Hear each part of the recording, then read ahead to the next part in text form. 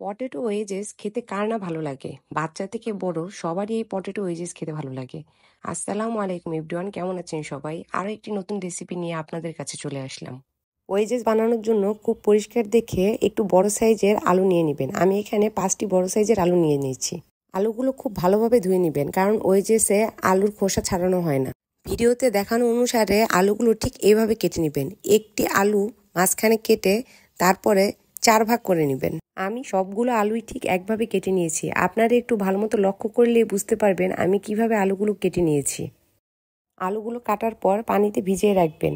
Potato ওয়েজেসের cutting কিন্তু French ফ্রাইয়ের মতো না যে সবগুলো এক সাইজের হতে হবে। ওয়েজেসের কাটিং ফ্রেঞ্চ ফ্রাইয়ের চেয়ে সম্পূর্ণই আলাদা। আমার ভিডিওটি যদি ভালো লাগে অবশ্যই আমার চ্যানেলটি সাবস্ক্রাইব করে যাবেন। আমার ভিডিও নোটিফিকেশন সবার আগে পাওয়ার জন্য পাশে থাকা বেল আইকনটি চেপে যাবেন। আলুগুলো কাটার আগে আমি চুলায় পানি বসিয়ে দিয়েছিলাম আলুগুলো সিদ্ধ করার জন্য। আলুগুলো কাটা হলে পানি দিয়ে ধুয়ে ফুটন্ত গরম পানিতে আলুগুলো ছেড়ে দিব। আর আলুগুলো আমি 70% পর্যন্ত সিদ্ধ করে নিব। আলুগুলো সিদ্ধ হওয়ার পর ছেঁকে একটি ছড়ানো পাত্রে আলুগুলো ঢেলে দিব ঠান্ডা হওয়ার জন্য। আলুর যে কোনো জিনিস বাচ্চা থেকে বড় সবাই পছন্দ করে, কিন্তু আমার স্পেশালি ওয়েজেস ভালো লাগার কারণ হলো এর স্পাইসেসগুলো। এত ফ্লেভারফুল হয় ওয়েজেস, যেটা কিন্তু ফ্রেঞ্চ ফ্রাইতে হয় না। এবার ওয়েজেসের ব্যাটার রেডি করা যাক। এখানে আমি 1 কাপ ময়দা, 2 টেবিল চামচ চালের গুঁড়ো, 2 টেবিল চামচ কর্নফ্লাওয়ার, অরিগ্যানো দিয়েছি। আপনাদের কাছে যদি রসুন গুঁড়া না থাকে তাহলে আমার মতো এইভাবে রসুন কুচি করে তারপরে এই ব্যাটারে দিয়ে দিবেন। রসুন আর ধনেপাতা কুচি করে ব্যাটারের সাথে মিশিয়ে নেবেন।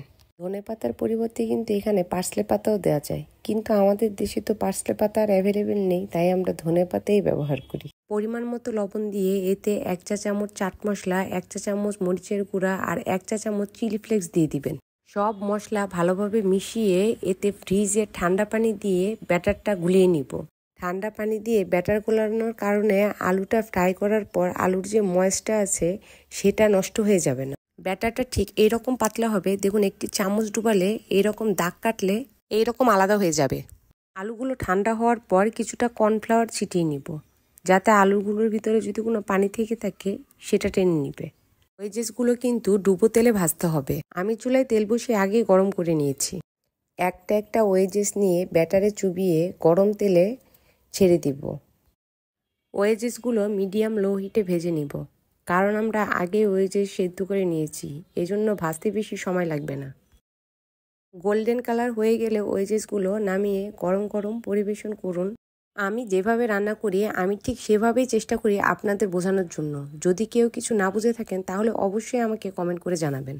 সিপি স্টাইলের মজাদার এই সুইট চিলি সসটা কিন্তু আমার ফেসবুক পেজে আছে, যদি কেউ চান তাহলে অবশ্যই দেখতে পারেন। আমি আমার পেজের লিঙ্ক ডেসক্রিপশন বক্সে দিয়ে দিয়েছি।